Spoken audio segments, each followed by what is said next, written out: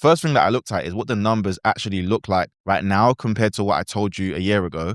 Secondly, what's changed in the housing market over the last 2 years and why it's basically hit us harder than almost anyone else. And the third thing that I want to cover, because I don't just want to talk and sit here and point out the problems, I want to show you what is actually being done and what you can do right now, basically, because there's a lot to cover. So before we get into the data, I want to plant something in your mind though, because there's one statistic in this video, one number that I think is the single most damning fact about the racial wealth in the UK. And we're going to get to it. But first, I need to build the context for you, because without context, this number just kind of sounds unbelievable.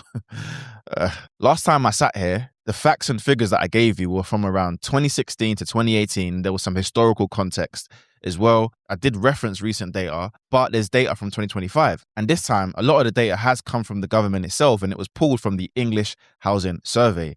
And here's where we are. Black African home ownership was around 20%, now it's 22%.